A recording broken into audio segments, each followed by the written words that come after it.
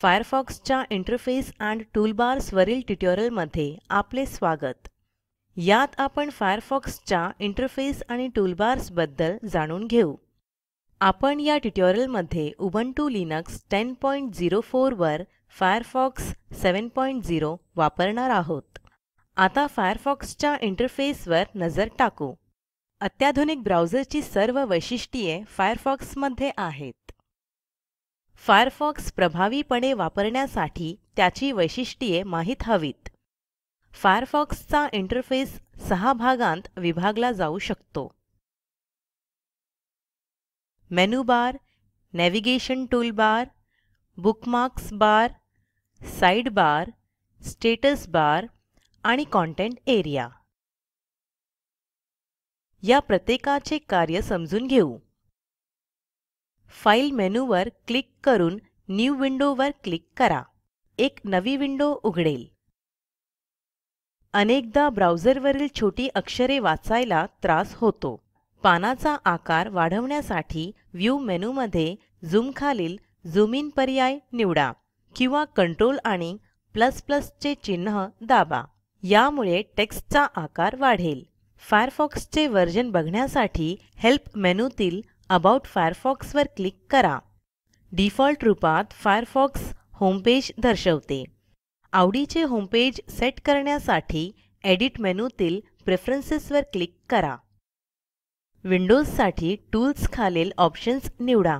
येथे general tab मधील homepage वर क्लिक करा आणि www.yahoo.com किंवा पसंतीचे वेब एड्रेस टाईप करा. आता खालच्या कोपऱ्यातील क्लोज बटण दाबून फायरफॉक्स प्रेफरन्स विंडो बंद करा. वेबपेजमधील शब्द शोधण्यासाठी एडिट मेनू वापरा. एड्रेस बारवर www.google.com टाईप करा. एडिटमधील फाइंड वर जा. ब्राउझर विंडोच्या खाली एक छोटा टूलबार दिसेल. त्यातील टेक्स्ट बॉक्समध्ये गुजराती असे टाईप करा. त्या पानावरील गुजराती हा शब्द हायलाईट झालेला दिसेल. मोठ्या मजकुरातील शब्द शोधण्यासाठी याचा उपयोग होतो. आता हे बंद करूया. नेव्हिगेशन टूलबारच्या मदतीने आपल्याला इंटरनेटवर नॅव्हिगेट करता येते. नेव्हिगेशन बार ह्या मोठ्या टेक्स्ट बॉक्समध्ये वेब पेजचा एड्रेस टाईप करता येतो. याला URL बार किंवा एड्रेस बार ही म्हणतात. URL बारवर क्लिक करून तेथील एड्रेस डिलीट करा. तेथे www.google.com टाईप करा. एंटर दाबा. हे गुगलचे होमपेज आहे. बॅक ॲरोवर क्लिक करून आधीच्या पानावर परत जाता येते. गुगलवर परत जाण्यासाठी फॉरवर्ड ॲरोवर क्लिक करा. URL बारच्या उजवीकडे घराच्या आकाराचा आयकॉन आहे. ह्याच्या मदतीने चालू वेबपेजवरून डिफॉल्ट होमपेजवर जाता येते. विशिष्ट वेबपेजवरून ब्राउझिंगची सुरुवात करण्यासाठी हे बटण उपयोगी पडते. होमपेज बटणावर क्लिक करा. आपण पूर्वीच होमपेज बदलून ते www.yahoo.com केले होते. यामुळे होमपेज बटण दाबल्यावर ब्राउझर याहूवर जाईल. आता बुकमार्क्स बार बघा. बुकमार्क्सचा उपयोग वारंवार लागणारी वेब पेजेस उघडण्यासाठी होतो. URL बारवर टाईप करा www.gmail.com. ते पान उघडल्यावर URL बारच्या उजवीकडे असलेल्या चांदणीवर क्लिक करा. ती चांदणी तुम्हाला पिवळ्या रंगाची झालेली दिसेल. त्यावर पुन्हा क्लिक करा. डायलॉग बॉक्स उघडेल. फोल्डर फील्डच्या ड्रॉपडाऊन मधून बुकमार्क्स टूलबार निवडा. जीमेल आता बुकमार्क्स टूलबारवर समाविष्ट झाले आहे.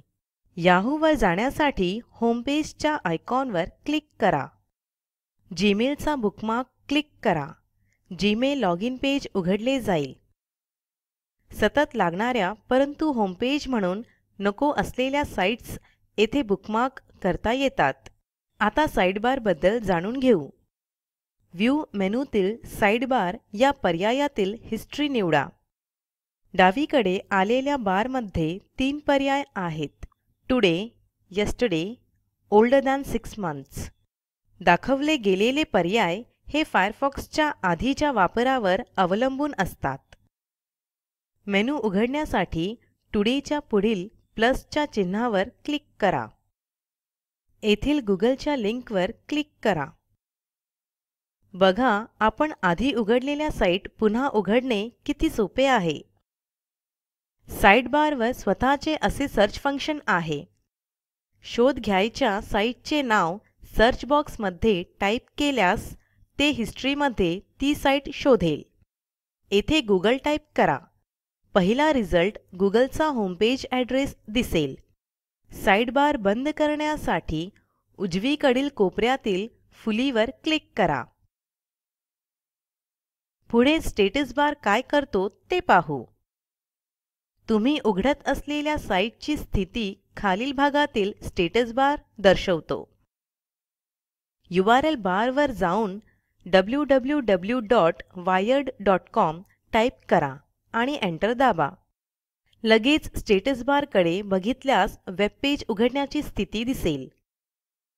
स्टेटस बारमुळे साईट न उघडण्याचे कारण किंवा उघडण्यात लागणाऱ्या वेळाचा अंदाज येतो. आता शेवटी कंटेंट एरिया बघूया. उघडत असलेल्या वेबपेजमधला मजकूर येथे वाचू शकतो. हा पाठ येथे संपला.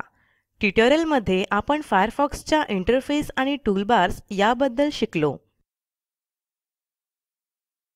Comprehensive assignment. तुमचे होमपेज बदलून ते www.spoken-tutorial.org करा आणि ते उघडा. मग ब्राउझरच्या हिस्ट्रीच्या सहाय्याने याहूच्या वेबसाईटवर जा. प्रकल्पाची माहिती दिलेल्या लिंकवर उपलब्ध आहे, ज्यामध्ये तुम्हाला प्रोजेक्टचा सारांश मिळेल. जर तुमच्याकडे चांगली बँडविड्थ नसेल तर व्हिडिओ डाउनलोड करूनही पाहू शकता. Spoken tutorial project team spoken ट्युटोरियलच्या सहाय्याने कार्यशाळा चालविते. परीक्षा उत्तीर्ण होणाऱ्या विद्यार्थ्यांना प्रमाणपत्रही दिले जाते. अधिक माहितीसाठी कृपया contact@spoken-tutorial.org वर लिहा. स्पोकन ट्युटोरियल प्रोजेक्ट हे टॉक टू टीचर या प्रोजेक्टचा भाग आहे. यासाठी अर्थसहाय्य national mission on education through ICT MHRD government of India कडून मिळालेले आहे.